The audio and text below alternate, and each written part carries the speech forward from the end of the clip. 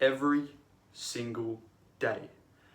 Thousands of normal, innocent human beings with faceless names are tallied down, being silenced by the deafening roar of machinery and the hollow promise of the necessary sacrifice. Gentlemen of the college, today, as a cohort, I implore you to look far beyond the sanitized, glorifying headlines. Below the glory and pride of banners lays a profound failure of dialogue.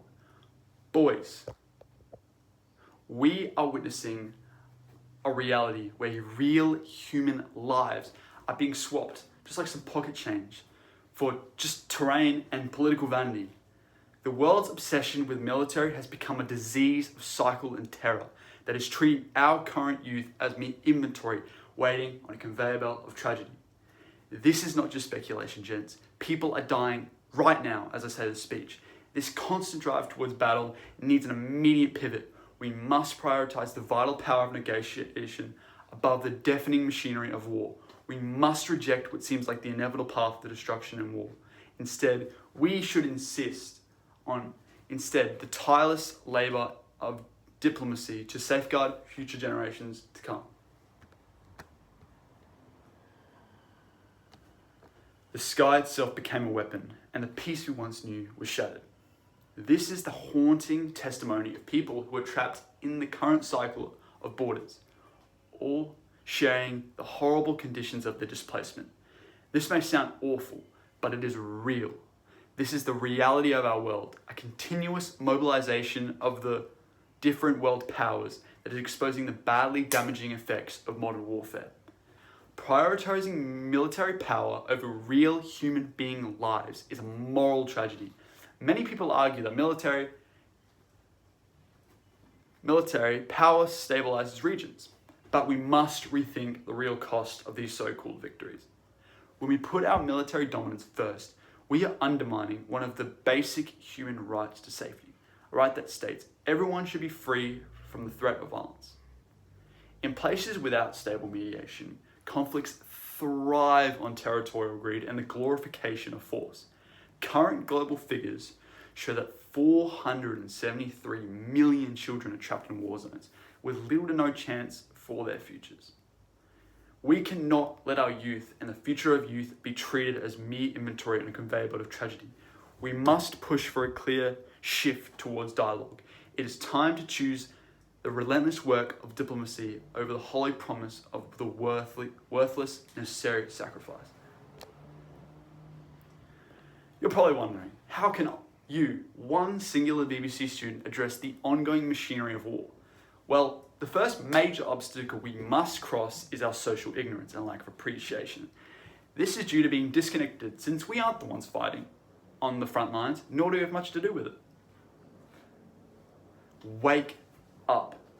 So how can we address this issue? As a BBC community, we must unite, come together and campaign in order to capture the attention of James Larson, the national representative of the United Nations. Collectively, as a community, we must urge him into the spotlight about this issue at key conferences and together demand responsibility for political Goliaths pulling all the strings of the lives of the vulnerable. As critical thinkers and advocators, we must recognize that ending conflict requires a collective effort to hold leaders accountable for their actions. We must act together, our collected voices, and take a stand against the vile pride and greed that drives the demand for armed dominance. By prioritizing the conference table over the trenches, we will be replacing the repetitive rhythm of loss, instead with the steady progress of diplomacy. Let's picture this. You live in a world where the repetitive sound of marching boots and the cold, eerie clatter of munitions is replaced just by some dialogue. Instead of a conveyor belt of tragedy bringing home faceless names in green plastic bags, we can see a generation of youth being allowed to grow old, their potential protected by a signed treaty. If we choose this path of negotiation, we will be moving away from the direction of being held captive by the crippling fear of bombardment and move forward to a reality where everyone has the right to live a life without threat of violence. We then don't feel disconnected from the suffering others, and we start building a global marketplace of ideas and creativity rather than a marketplace of weaponry. This isn't just a dream, not just a dream of peace, it is the practical preservation of real human lives over the profit margin of the military-industrial complex. Today, gentlemen of the college, I implore you to take a stand. Do not let these symptoms of political Goliaths dictate the value of a human life. We must reject the inevitability of war. Instead, have lobby for transparency by demanding that our leaders justify every single dollar spent on arms over the vital importance of education and diplomacy.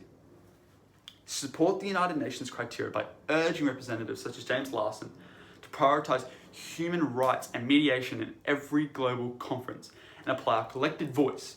We need to break the social ignorance by educating those around you, like I am right now. The ethics of armed conflict. Wake up. The consecutive cycle of armed violence only ends when individuals such as you and I have decided that the conference table is way more powerful and meaningful than the trenches. Let us advocate for stringent global regulations that place human lives above their personal tactical gains. We can do this as BBC community by uniting, coming together and campaigning in order to capture the attention of James Larson. Choose peace, choose negotiation, choose life. Thank you for listening.